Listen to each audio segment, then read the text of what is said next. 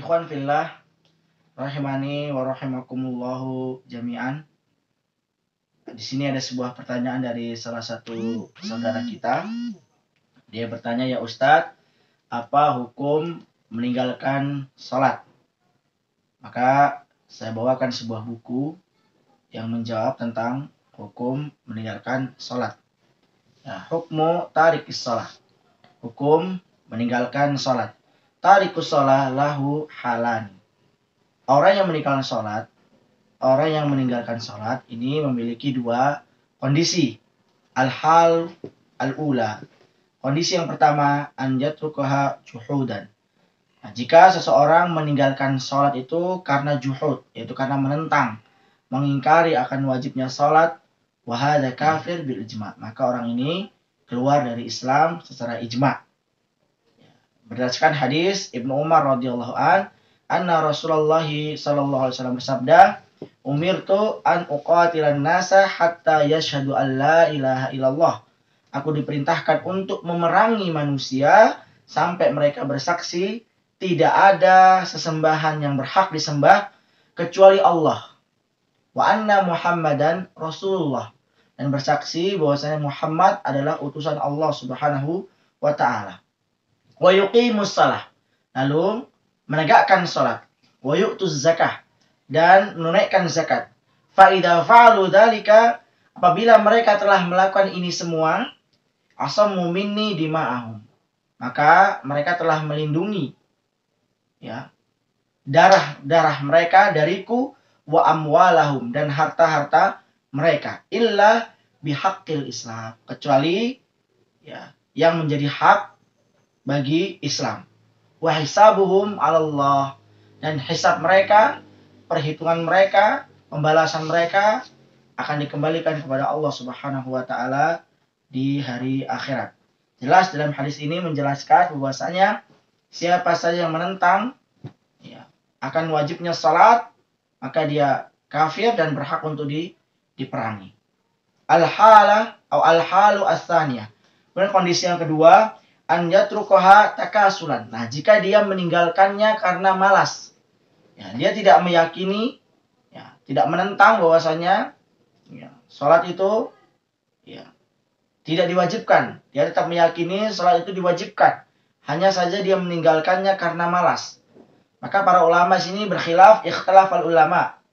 Ada perbedaan pendapat di antara para ulama fiman tarakas shalah, bagi orang yang meninggalkan salat takasulan karena bermalas-malasan. Ala salasati aqwal.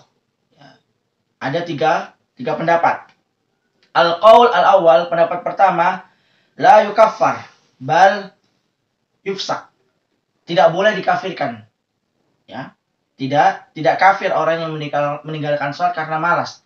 Akan tetapi orang tersebut terjatuh di dalam kefasikan. Wa yustatab, dan diminta untuk bertobat. Wa illa, jika dia enggan untuk bertobat, qutila haddan, maka wajib diperangi, wajib dibunuh. Ini pendapat pertama dari kalangan mazhab Maliki dan Syafi'i. Istadallu bihi, mereka berdalilkan dengan ayat, innallaha la yaghfiru ay yushraka bihi wa yaghfiru ma duna dzalika liman yasha. Allah Subhanahu wa taala tidak mengampuni dosa orang yang berbuat sekutu kepada Allah, dan Allah mengampuni dosa selain daripada itu bagi yang siapa Allah Subhanahu wa taala kehendaki. Kemudian yang kedua, pendapat kedua, al-qaulu ats-tsani yukaffar. Pendapat kedua, dikafirkan. Tetap orang yang meninggalkan salat karena malas tetap dikafirkan. Al-qail bihi Abdullah bin Mubarak wa Ishaq bin Rahawih wa riwayat an Ahmad.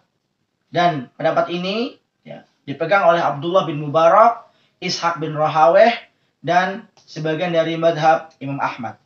Mereka berdasarkan dalil hadis Rasulullah SAW, inna bainar rajuli wa bainas syirki wal kufri tarkas shalah.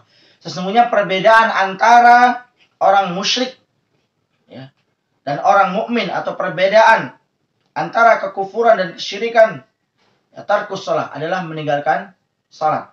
Jadi perbedaan antara seorang yang beriman dan orang yang musyrik adalah salat.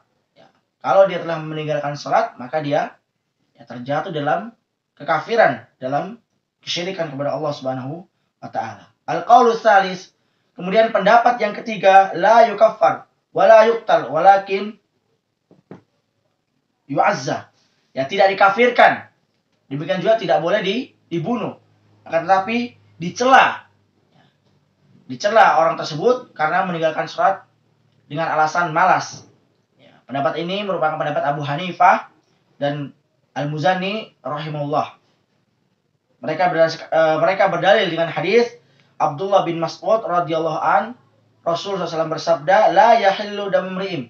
Tidak halal darah seorang muslim yang bersaksi bahwasanya tidak ada sesembahan yang berhak disembah kecuali Allah, dan bersaksi bahwasanya Rasul Nabi Muhammad SAW adalah utusan Allah, illa bi ihdas salas, kecuali 3 perkara. Pertama apa? An-nafsu bin nafsi, orang yang membunuh jiwa, maka halal darahnya untuk dibunuh. Wasaib zani, janda berzina, atau orang yang sudah pernah menikah berzina, maka wajib dirojam. Wal mariku minad din, kemudian yang selanjutnya orang yang lari dari agama, yaitu orang yang memisahkan diri dari jamaah. Maka 3 golongan ini adalah golongan yang halal untuk darahnya ditumpahkan apabila mereka melakukan 3 hal tersebut. Selain daripada itu, maka tidak halal untuk dibunuh ataupun dikafirkan. Ini menurut pendapat Imam Abu Hanifah dan Al-Muzani. Wallahu alam, yang lebih mendekati kebenaran adalah yukaffar, dikafirkan, sebagaimana pendapat madhab Imam Ahmad bin Hambal berdasarkan hadis inna baina rajuli wa baina syirki wal kufri tarkus shalah. Sesungguhnya perbedaan antara seorang laki-laki atau seseorang yang mukmin dan orang yang musyrik adalah meninggalkan sholat. Sehingga kapan seorang muslim meninggalkan sholat, baik karena juhudan, baik karena dia menentang, ataupun karena dia bermalas-malasan, maka tetap dikafirkan. Wallahu ta'ala alam. Semoga Allah Subhanahu wa taala memberikan kita petunjuk kepada kebenaran. Assalamualaikum warahmatullahi wabarakatuh.